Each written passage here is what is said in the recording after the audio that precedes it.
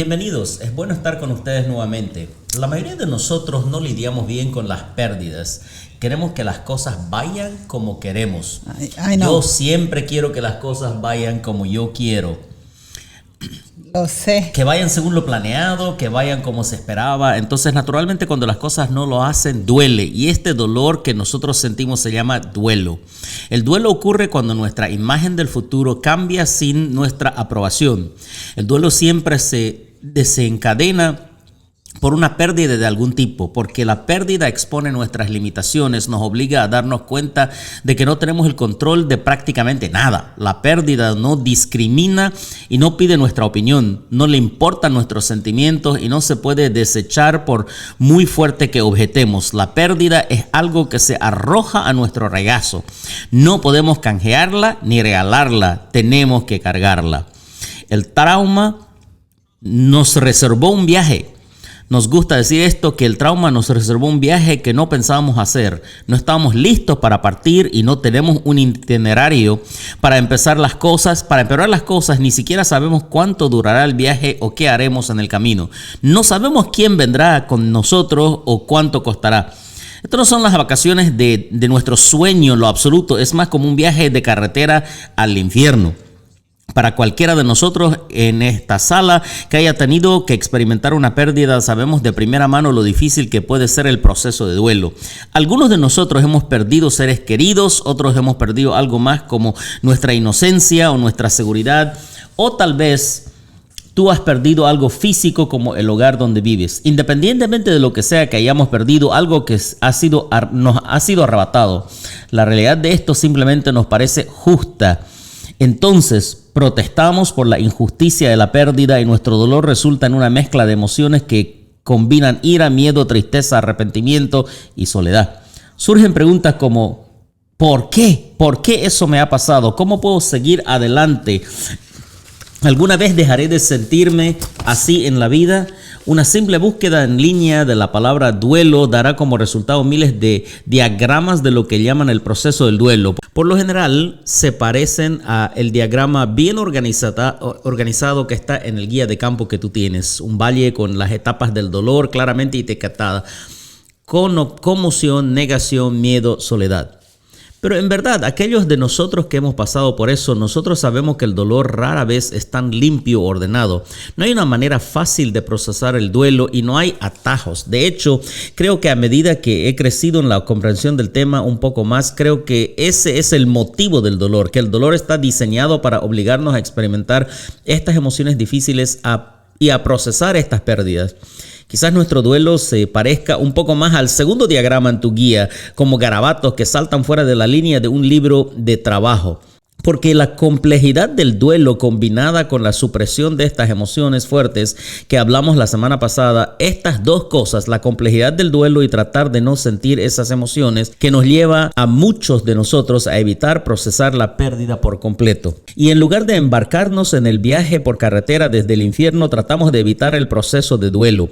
Pero cuando hacemos esto, cuando tomamos ese pase rápido, nosotros también sin darnos cuenta pasamos por alto la bondad que se encuentra al otro lado. No hay nada peor que estar en un viaje largo por carretera que se alarga debido a los obstáculos. Odio esos obstáculos. Ya sea por un accidente de tráfico, un desvío o todos odiamos las demoras. Del mismo modo, hay obstáculos que podemos encontrar a lo largo del viaje del duelo que nos retrasan en nuestra sanidad.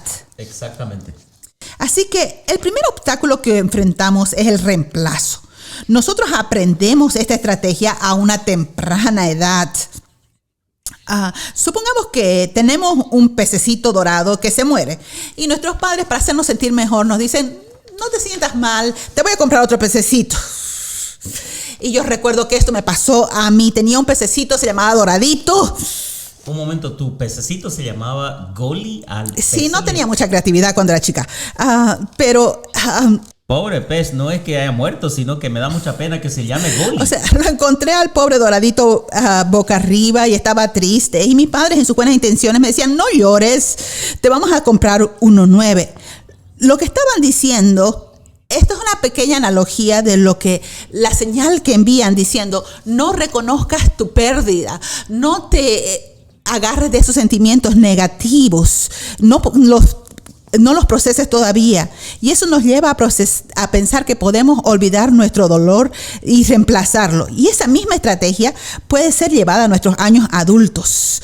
Podemos experimentar una ruptura dolorosa con nuestro novio, nuestra novia, y nos dicen, bueno, no llores, hay hartos peces en el agua, así que no llores. Esta analogía sigue en los años siguientes. Tal vez recuerdas en la etapa final cuando hablamos de la etapa, la respuesta predeterminada al dolor, que nosotros corremos de una relación a otra y no hacemos esto necesariamente porque buscamos más dolor, pero lo hacemos a veces porque creemos que la pérdida se puede curar mediante el reemplazo. ¿Alguna vez alguien te ha dado un consejo como eso, un consejo de reemplazo?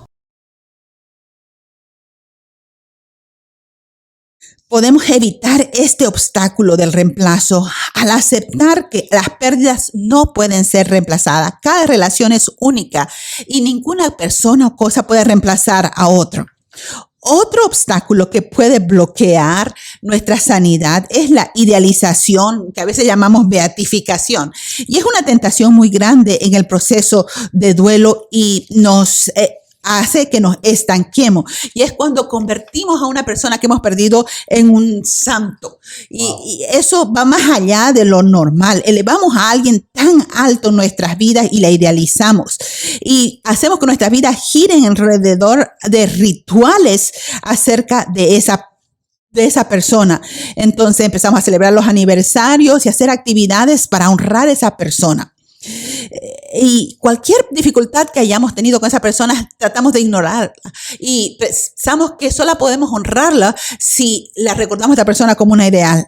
Pero estas personas que en su momento fueron humanas, ahora las recordamos como si fueran santos o como si fueran ángeles. A veces hacemos esto para evitar la culpa que sentimos por relaciones que no fueron resueltas y para evitar el manchar su memoria, y hacemos un ideal post-mortem de esa persona como si hubiera sido un santo. Aunque no debemos estar contando las imperfecciones de los que han muerto, debemos ser honestos. No podemos resolver nuestros conflictos pasados si nos rehusamos a reconocer cómo eran las personas. Y creo que otro punto, si pudiera agregar a esto sobre la beatificación, a veces hablamos con personas que sienten que casi necesitan vivir la vida como un reemplazo, casi como un sustituto de esa persona, como bueno, murió y ahora es mi trabajo continuar con su legado. Pero el desafío es que muchas veces ese legado se ve a través de ese lente de consagración que vieron a esa persona como si fuera perfecta. Nunca cometerían un error, nunca habrían tenido las deficiencias que tengo como persona, y ahora siento como si estuviera viviendo mi vida tratando de estar a la altura de alguna expectativa poco realista que estoy sustituyendo por ellos. Pero ahora hay un tercer obstáculo que es como la antítesis, el otro lado enorme de la oscilación del péndulo, que se llama endemoniar.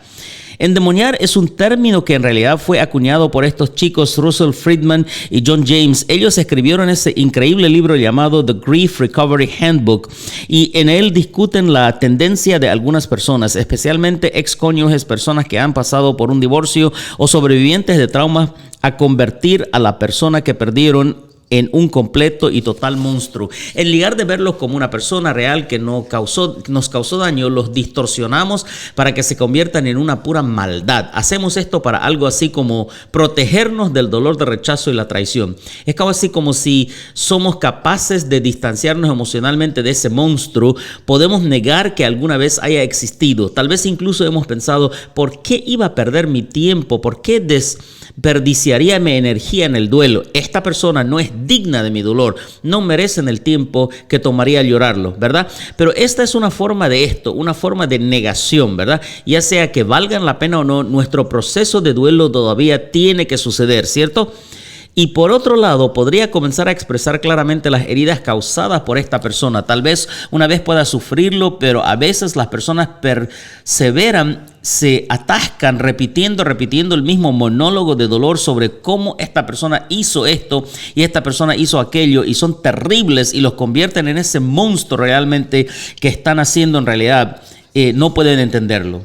Ahora, tal vez estos sean dos términos, beatificación y endemoniando, nunca antes habías pensado como obstáculos para el proceso de duelo. Pero la pregunta para considerar es si una de estas cosas estás viendo suceder en tu vida como persona, al pensar en la persona que te ha causado el dolor o que has experimentado el dolor por causa de él o de ella. Vamos a pausar por unos segundos y pensamos en eso.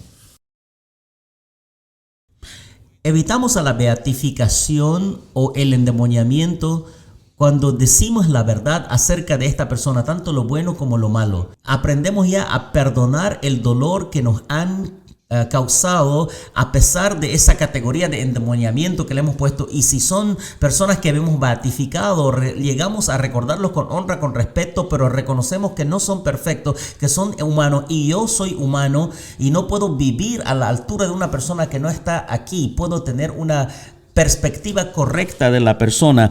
Hay otros dos obstáculos, aunque aún de los que queremos hablar. Uno se llama aislamiento. Ese es un cuarto obstáculo. Ese obstáculo con el que no nos podemos topar. La mayoría de las personas no sabe cómo ayudar a alguien que está en duelo. No es que no quieran, pero dicen las cosas equivocadas en los momentos equivocados y se demora más de lo debido. No pretenden ser incómodos, pero simplemente no saben cómo llorar ellos mismos. Entonces, ¿cómo pueden ayudarlo a superar su dolor a usted? En cierto nivel, todos sabemos que el duelo se hace mejor con otros, pero la sola idea a veces de tener o enfrentar esos momentos incómodos con alguien y esas condolencias incómodas es demasiado incómodo para uno. La otra cosa es que a veces las personas sin quererlo casi intentan apresurarse a través del proceso de la sanación y el proceso del duelo. Se preguntan por qué tardaste tanto en superar esto. Cierto, ellos podrían decir cosas como es hora de avanzar, tienes que dejar ir y dejar a Dios. Entonces es como no quiero que me apresure en la fila para comenzar un viaje que no quería hacer en primer lugar, así que prefiero aislarme de usted. Mantente alejado de mí, ¿verdad? Entonces, en otras palabras, me escondo o nos escondemos esperando que el dolor desaparezca con el tiempo. Este es el último obstáculo y luego vamos a tener un poco de tiempo de discusión para ti nuevamente. El último obstáculo que podemos encontrar se llama asuntos pendientes, así que me gustaría tomarte un segundo y hacer una pequeña actividad contigo. Así que solo quisiera preguntarte, ¿hay alguien en el grupo en este momento que estarías dispuesto a compartir como alguien que te ha animado, te ha levantado la fe, te ha levantado el ánimo? Podría ser alguien que simplemente te ayudó. Así que tomemos unos 30 segundos y compartamos un cumplido o dos, un elogio o dos A una persona que te haya apoyado en este tiempo durante este grupo mismo que estamos atravesando ahora. Ahora quiero preguntarte eso. Antes de que yo te pidiera el ejercicio, ¿le dijiste ese elogio a esa persona? Tal vez no. Probablemente no, ¿verdad? Ahora, aquí hay un pensamiento, y si hubiera muerto antes de que le dijeras eso, nunca habrías podido decirle el impacto que habían tenido en ti. Perdón, al que estoy hablándoles a ustedes, no se sientan muertos ni nada. Podría haberte sentado en el funeral de esa persona diciendo, hubiera querido decirle que me han afectado, que me han ayudado, que me han mejorado la vida. Quiero decir, si sentimos remordimiento ante la perspectiva de una oportunidad perdida de decir lo que realmente sentimos a alguien a quien realmente solo conocemos por un corto tiempo, imagínese lo que uno puede sentir de haber dejado de decir lo que siente alguien que conoció toda vida. Es una sensación de incompleto. Es una acumulación de comunicaciones no entregadas que tienen un valor emocional para nosotros. Pero podemos cerrar el círculo en nuestro asunto pendiente y vamos a hacer algo de esto como parte de nuestra tarea esta semana. A veces se parece imposible pensar el día en que superemos nuestra pérdida. Algunos, por ejemplo, han dicho que la pérdida de un hijo es una pérdida que nunca se puede superar.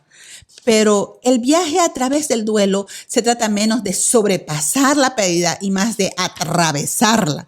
Ninguno de nosotros podría olvidar a nuestro ser querido y no quisiéramos hacerlo. Pero no tenemos que tratar de vivir con el corazón roto permanentemente. Hay una imagen muy común y falsa creada por los dolientes, por los profesionales y por la literatura que promueve algo como esto. porque no la he olvidado y todavía a veces tengo sentimientos tristes cuando pienso en esa persona. No lo he superado la pérdida todavía. Esta trágica configuración está garantizada para restringir y desinflar la vida del doliente. Incluso puede limitar los buenos recuerdos que podemos tener. El proceso de duelo, si pasas por ese proceso sanamente, te puede permitir recordar. Podemos ver las cosas del pasado con más viveza. Podemos recordar cómo se veía, olía o sentía algo que hemos perdido. Esta vívida recolección de recuerdos se puede cosechar para capturar momentos de profundo significado, alegría, risa y amor. Con el duelo es posible tener recuerdos dolorosos y agradables al mismo tiempo. Podemos seguir adelante sin olvidar. Es posible que tengas que profundizar para encontrarlos, pero es importante compartir estos recuerdos.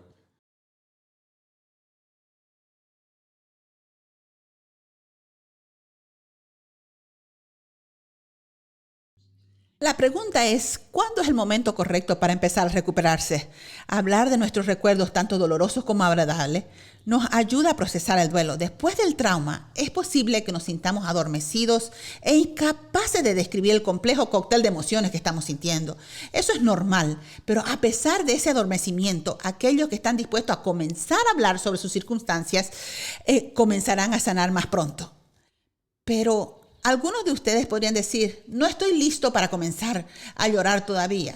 Pero véalo de esta manera, si me estoy cocinando y me corto el dedo, entonces, ¿qué me aconsejaría? Me aconsejaría que empiece a curar mi dedo en ese mismo momento. Entonces, si las circunstancias trágicas que rompieron nuestro corazón están desangrándonos emocionalmente, ¿por qué debemos esperar para empezar a sanar? Nunca es demasiado temprano para comenzar el proceso de duelo. Quizás estés sufriendo la pérdida de alguien a quien amabas. Tal vez era un hijo, nacido o no nacido, o un familiar cercano, un amigo. Lo que la vida te quitó fue algo menos tangible como tu inocencia, tu seguridad, o tal vez algo así. Pero puedes empezar a llorar ahora. Quiero abrir para que alguien pueda compartir lo que ha pasado y volveremos enseguida.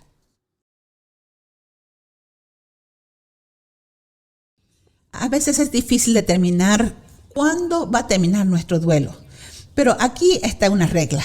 Si has perdido a una persona o cosa, probablemente has completado el proceso de duelo cuando eres capaz de pensar en esa persona como un recuerdo feliz y no simplemente como una dolorosa pérdida que tenemos en el momento. Si has perdido algo menos tangible como tu seguridad, tu autoestima, entonces puedes decir que has superado el proceso de duelo cuando encuentras propósito en lo que perdiste y te adaptas para progresar a pesar de ello. Y eso es lo que estamos tratando de hacer aquí en Reboot.